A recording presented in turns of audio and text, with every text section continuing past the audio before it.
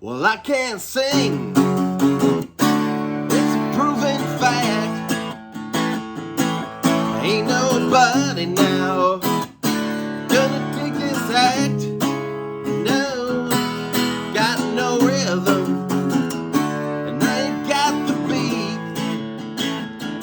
I always get the trick, never get the treat. No, won't you tell me what I am good for as I stare at my shoes, as I trade on of my prized possessions to be good for you.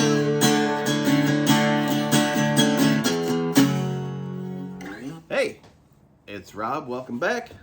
And I'm doing another little talk on songwriting. I had another idea in my mind that I didn't express in the last video, so you're getting it in this one.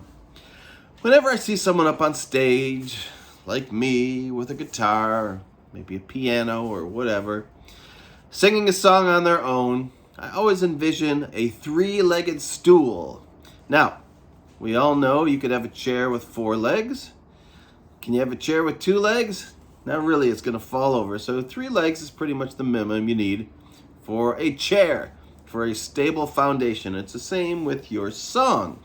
A 3-legged stool is like a song because you have 3 different aspects that kind of all mix together and form your opinion of the song you're hearing. Number 1, you have the person's voice.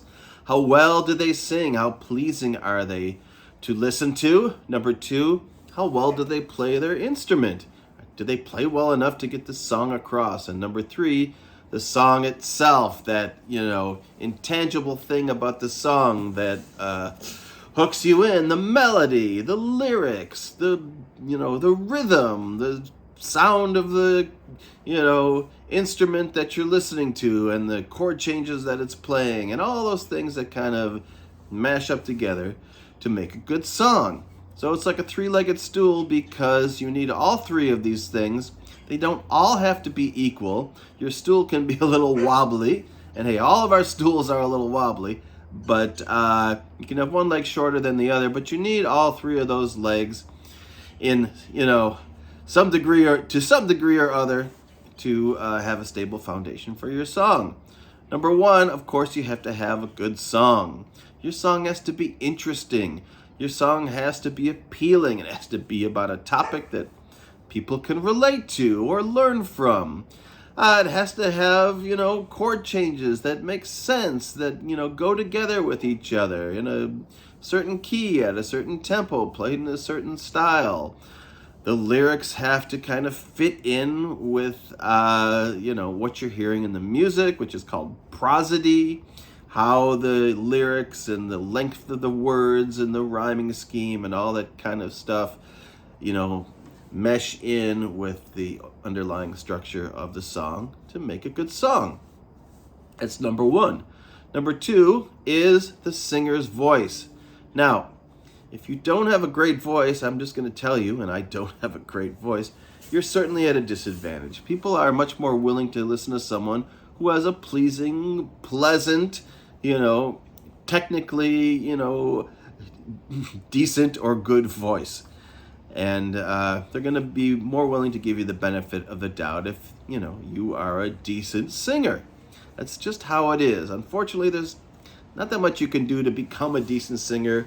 If you aren't one, you can become better. You can learn techniques. You can certainly improve. And I've never for 1 second tried to work on my singing, to try to improve in any way, to use any techniques that, of course, are out there. Lots of YouTube videos will tell you how to sing. I probably should watch some of them myself. But the only thing I try to do is just sing in a key where I know I can handle the notes, where I'm able to, sing notes in that range and project and sing them steadily as well as I can do, and I just stay away from the areas of the guitar, the different keys where I just know I don't come across that well. So if you've got a great voice, congratulations. you're ahead of the game. But that's only one leg of the stool. And of course, the third leg would be your instrument and how well you perform on that. Now, you can be a really good singer and a really crappy guitar player, and you're still going to come across okay. You can just have a rudimentary knowledge and be playing C's and F's and G's all day. And if you have a good song, and if your voice, comes across well, you're able to deliver it with conviction and compassion and all those good things that draw people into your songs, you're going to be in pretty good shape. So I think, the least important part, the least important leg of this stool is your ability to play your instrument. Now, I'm a pretty decent guitar player. I've been playing for 40 years. Maybe you don't know it by watching this video, but I'm all right. I can get around on the guitar. So I'm probably a better guitar player than I need to be for a person who is trying to be a songwriter and get songs out there and get people... what's he barking about? And get people interested in, my songs and possibly covering them or selling them, that sort of thing. So... of course, he's got to do this right now when I'm doing a video. There's nothing out there. But anyway, so if you're accomplished at your instrument, that's a great thing. Congrats. It doesn't get you that far. If you're a good singer, that gets you a little farther. People are going to pay attention. They're going to listen and enjoy seeing you up there singing, even if you don't have the greatest song. But at the end of the day, of course, we know it is all about the song. It is all about what you can present, and how a song hits you a certain way, that if it's relatable, if it's humorous, if it has certain elements that are appealing, and that's how you kind of come across well as a songwriter. So again, take stock of your strengths and your weaknesses. If you're not a great singer, you can try to be a better singer. I'm going to say the results will probably be limited.